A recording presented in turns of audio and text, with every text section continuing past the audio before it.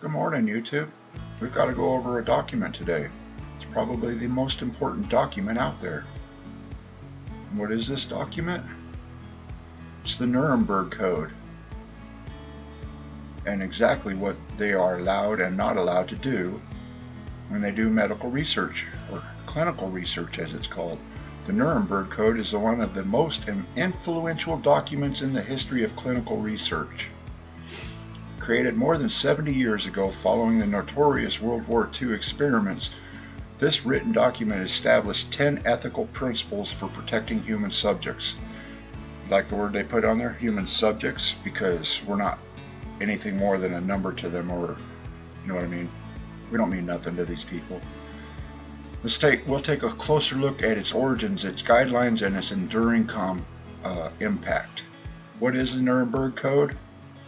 When World War II ended in 1945, the victorious Allied powers enacted the International Military Tribunal on November 19, 1945. As part of the tribunal, a series of trials were held against major war criminals and Nazi sympathizers holding leadership positions in political, military, and economic areas.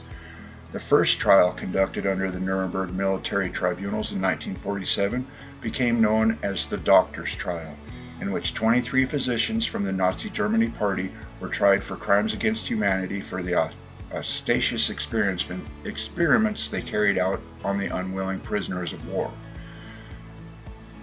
Many of the grotesque medical experiments took place in the Auschwitz concentration camp, where Jewish prisoners were tattooed with dehumanizing numbers onto their arms, numbers that would later be used to identify their bodies after death. The Doctors' Trial is officially titled The United States versus Karl Brandt et al., and it was conducted at the Palace of Justice in Nuremberg, Bavaria, Germany. The trial was conducted here because this was one of the few largely undamaged buildings that remained intact from all the extensive Allied bombing during World War II. It was also said to have been symbolically chosen because it was the ceremonial birthplace of the Nazi Party. Of the 23 defendants, 16 were found guilty, of which 7 received death sentences and 9 received prison sentences ranging from 10 years to life. The other 7 defendants were acquitted. The verdict also resulted in the creation of the Nuremberg Code, a set of 10 ethical principles for human experimentation. What are the Nuremberg Code ethical guidelines for research? The Nuremberg Code aimed to protect human subjects from enduring the kind of cruelty and exploitations the prisoners endured at concentration camps. These 10 elements of the code are: 1. Voluntary consent is essential. 2. The result of any experiment must be for the greater good of society. 3. Human experiments should be based on previous animal experimentation.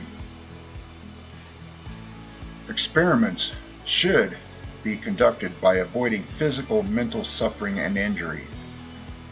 No experiment should be conducted if it is believed to cause death or disability. 6. The risks should never exceed the benefits. 7.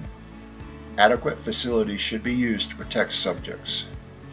8. Experiments should be conducted only by qualified scientists. 9. Subjects should be able to end their participation at any time. 10. The scientist in charge must be prepared to terminate the experiment when injury, disability, or death is likely to occur. And, when you go over these 10 rules here, or these 10 codes, I'm not sure this means anything. It's just probably a bunch of paperwork that the government's made up to make people think that there was going to be some kind of protections. But first of all, they're in direct violation of every one of these codes, every one of them, with every mandate they're trying to push right now.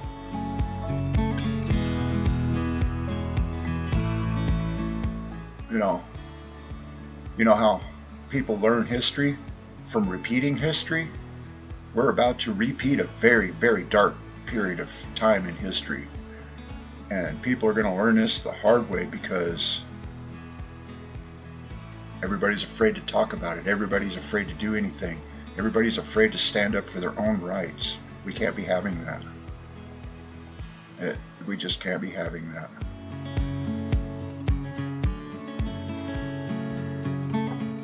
I'll do that here. I'll throw this link in the description of the video. Thank you. Have a great day.